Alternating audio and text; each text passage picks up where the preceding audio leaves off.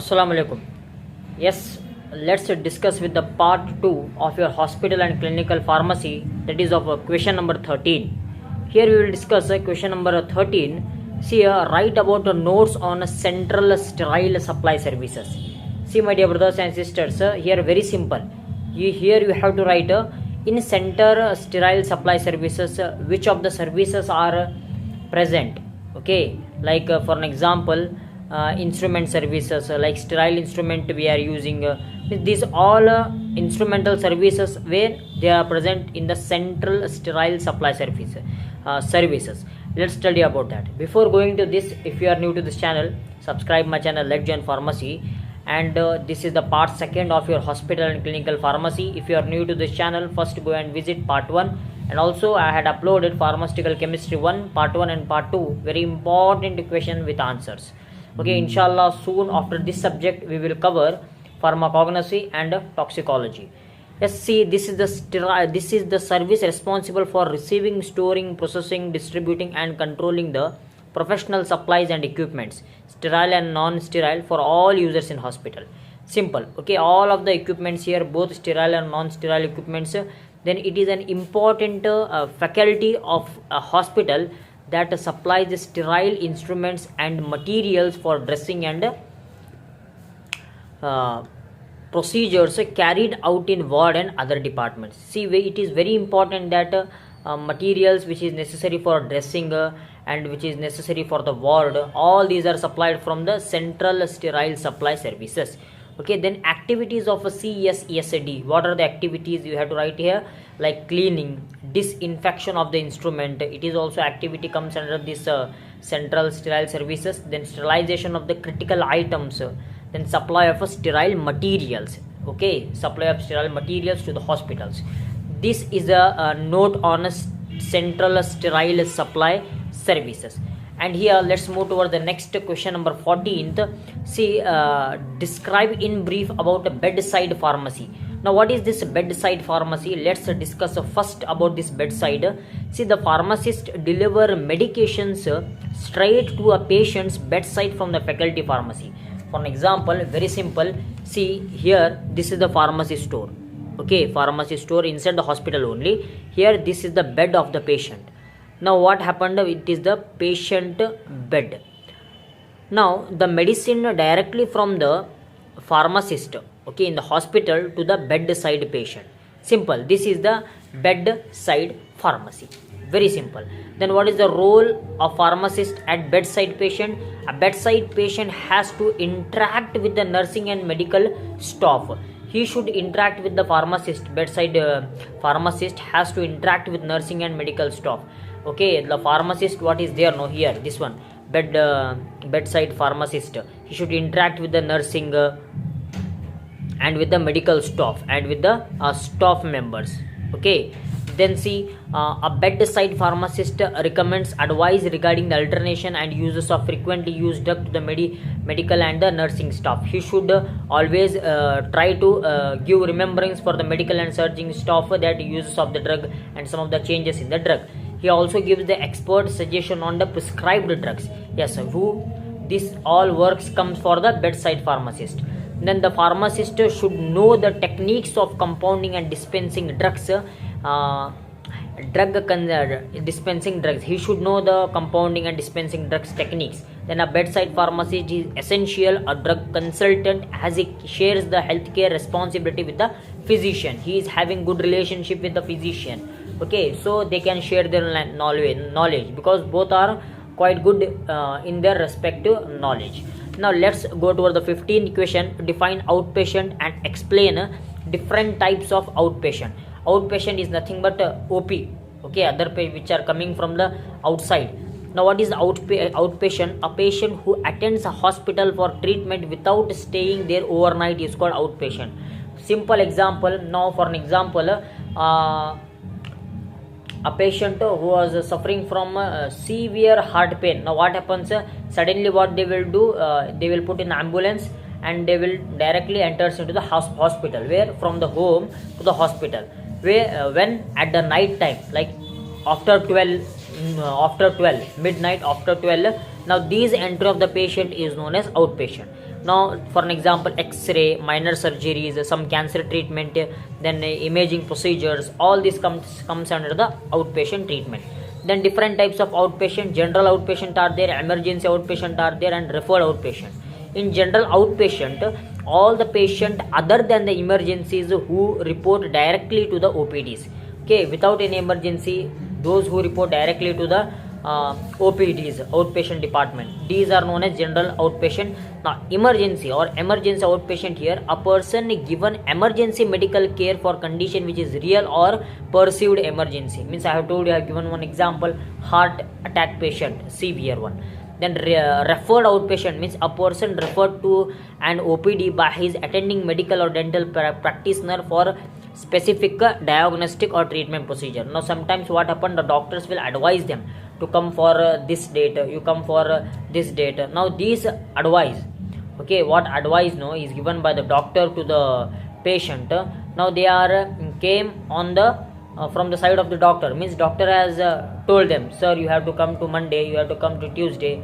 Okay, this type of outpatient is known as referred. They are referred from the doctors. Now the 16th question, discuss any two methods of sterilization of parenteral products. Very important one, you have to write the two methods for sterilization of the parenteral products. For example, IV products, powders, okay, those which inserted into the body. Then see, parenteral products, these are the sterile preparations intended to be administered directly into the systemic circulation in human or animal body is known as parenteral circulation. Injectables, suspensions, emulsions, these all are administered directly where into the systemic circulation of the human body or the animal body. Now methods of sterilization, mainly many methods are there, but we will come across here about filtration method of sterilization, radiation and steam sterilization. In radiation sterilization, radiation kills germs that can cause disease and neutralizes other harmful organisms. Okay, just the cosmic rays, the rays, alpha, beta, gamma rays, these will deactivate the microbial proteins and they will degrade the microbial contamination. The filtration, it is only one method that uses force to separate rather than to kill. Here what happens, only the microorganisms get separated, no killing, only the microorganisms get separated. Now when you filter a liquid or gas, it passes through a pore which stops or filter out. Clear? Which stops or filter out. Next, let's see to the next, the question number 17. Very important one, the question number 17. See here in the question number 17, the passage of layer particle, this one nylon, polycarbonate, cellulose acetate, these all are the example for the filtration type. Now what are the various system of drug distribution in a hospital? See, mainly there are two type of drug distribution system. One is centralized unit dose drug distribution system, then one more is a decentralized unit dose distributing system. Let's study about that. What is this, CUDD and DUDD? CUDD, centralized unit drug distribution, all inpatient drugs are dispensed in the unit doses and all the drugs are stored in the central area of the pharmacy and dispensed at the time the dose is to be given to the patient. Very simple here. See, just I will explain you. See, this is the patient, this is the patient, this is the pharmacist shop where inside the hospital only. Now the time to time the drug will be delivered to this patient from the pharmacist. Simple. Okay, this is the CUDD.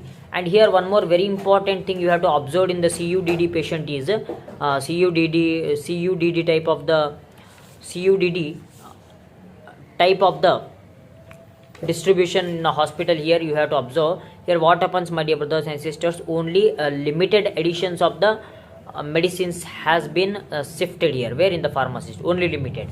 Okay, next go across the DUDD. See, decentralized unit here. See, here the hospital pharmacist keep a large amount of medication in stock ready to be dispensed to patient by the nurses as soon as the doctor orders the treatment plan. Here the rooms where the patients are treated are with a good conditioner, luxury room. Okay, here simple, both are same. They have the pharmacist only, means having the pharmacy shop only. But here in DUDD what happens, they are the medicines in the larger amount. Okay, larger amount. The nurses and the assistant doctors, what they will do, after the call form from the doctor, head doctor, HOD doctor, to carry the operation, then they will collect all the instrument from this pharmacist and they will start one operation.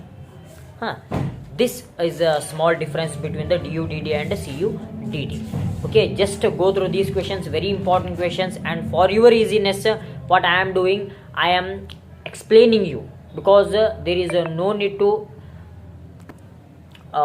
forget these questions. So no chance of forgiving here, no chance of forgetting the questions, no chance of washing out the questions with answers.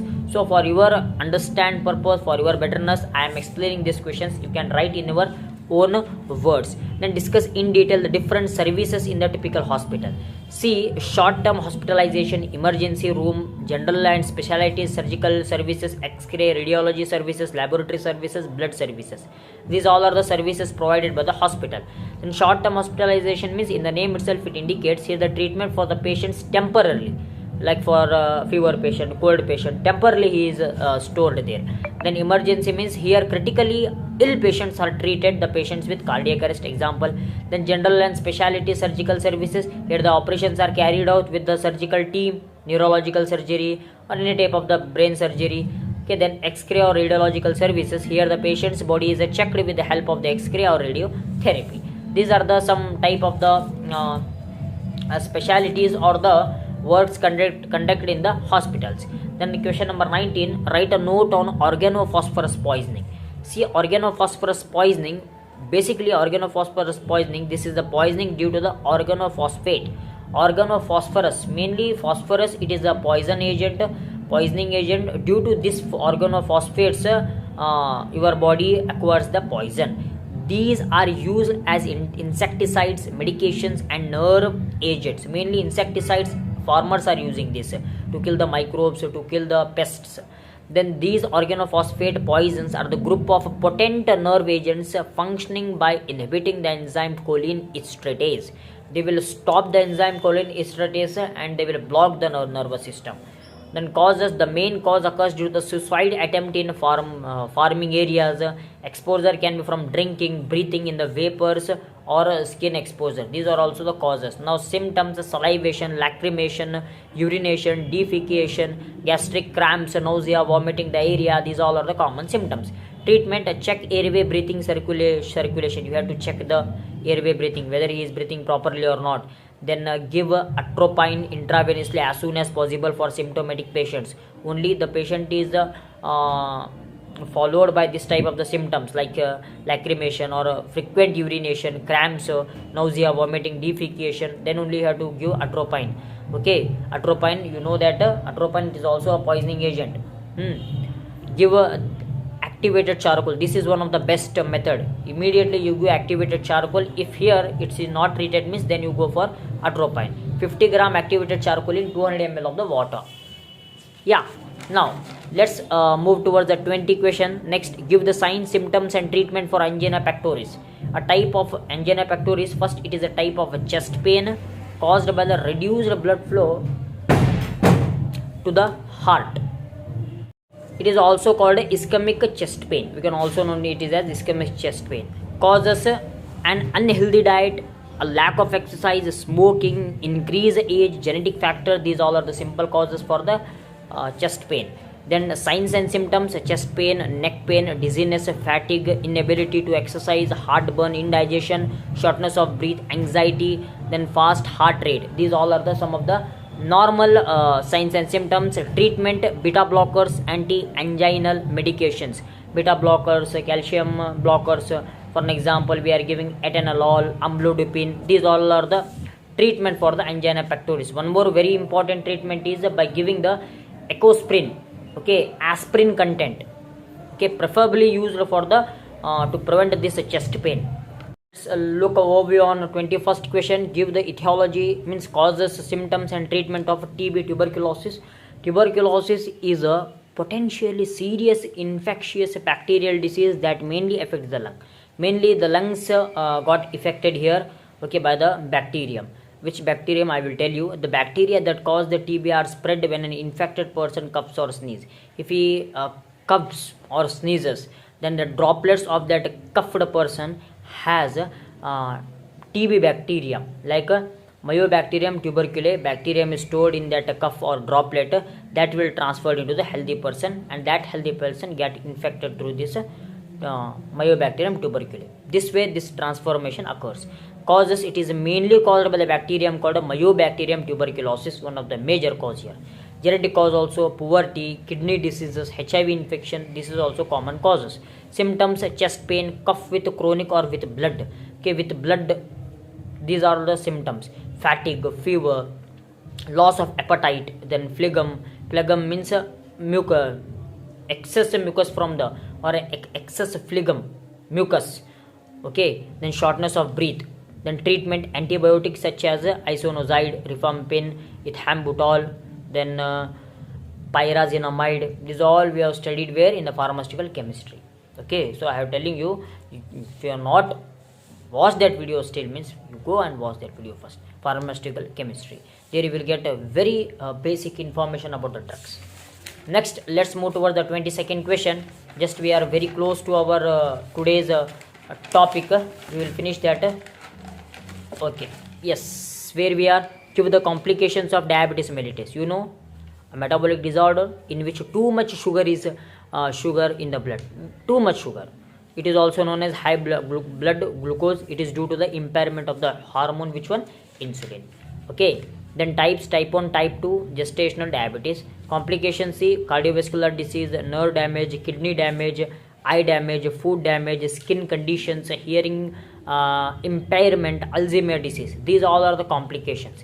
Just don't suddenly write the complications. First you write what is this diabetes, then types. Better you can write the symptoms and causes also, if you know means.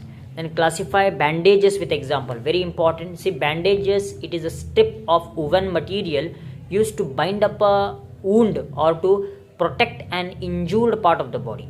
Then let's discuss 4 main types: compression bandage, triangular, gauze bandage, then tube bandage. Gauze bandage, these are also known as cotton bandage. Cotton bandage, what are available in the medical shops, frequently used to retain dressing on the wounds of fingers, hands, ears and eyes. Then comprehensive bandage is also known as adhesive bandage, hansaplast, what you are calling, no? This is used to retain the dressing, to retain the dressing or to support that dressing we are using, like hansaplast.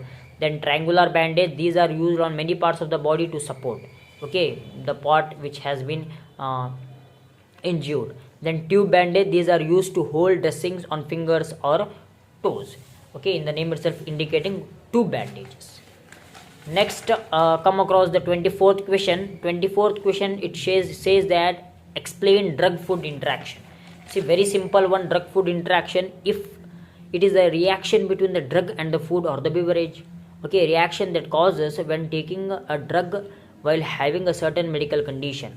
Okay, sometimes what happens, the doctor has advised you, sir, don't take this drug with this type of the food. Okay, I will tell you example, then there you can better get understood. See, drug food interaction steps. A food or drug interaction occurs when the food or one of its components interfaces with the way the drug is used in the body. It occurs when the body affects the use of the nutrient in the body. Yes, it is very important to know which drugs are susceptible to food drug interaction and shouldn't be taken with food. You have to know the knowledge that if I am taking this type of the drug, it will show interaction with this type of the food. You should know that basic knowledge. Then warfarin plus vitamin K, reduced effect of the drug. Warfarin, it is anticoagulant. If you use with vitamin K, means it reduce the effect of the drug. Tetracycline and milk reduce the absorption of the drug. Tetracycle antibiotic. If you take with the milk means it will reduce their absorption of the drug.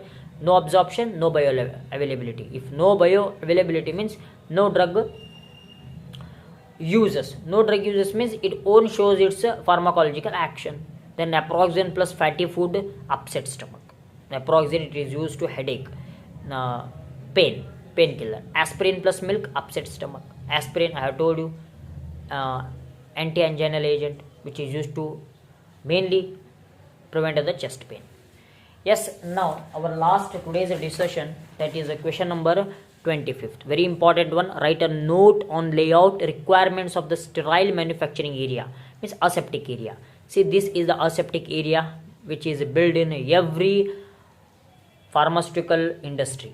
Okay, if he is building the pharmaceutical industry means he should plan this aseptic area, like area lock office, store or stock room, preparation area, cleanup area, aseptic filling area, sterilization, quarantine area, packing and finishing, storage and shipping, quality control. Of this is the last step, storage and shipping. Okay, then production of the sterile products is carried out in a clean area which has a strictly controlled environment quality of air particles, microbial contamination. An aseptic area is a premise in a clean area designed, constructed, serviced and used with an intention to prevent the microbial contamination of the product. Okay, then the sterile production unit and the general manufacturing area should be separated and strictly banned for unknown visitors. Okay, unknown visitors should be not entered here, because if a small contamination means it gives a big heavy loss to the owner. So be careful here, yes my dear brothers and sisters, these are the very important questions with answers for your diploma in pharmacy of the subject known as hospital and clinical pharmacy. Inshallah, in next class I will be in front of you with the pharmacology and toxicology. If you are new to this channel, subscribe my channel, Let's Join Pharmacy. And very important thing here is you have to turn all the bell icon. Bell icon will gives you iconation, will gives you message. Thank you. Assalamu alaikum.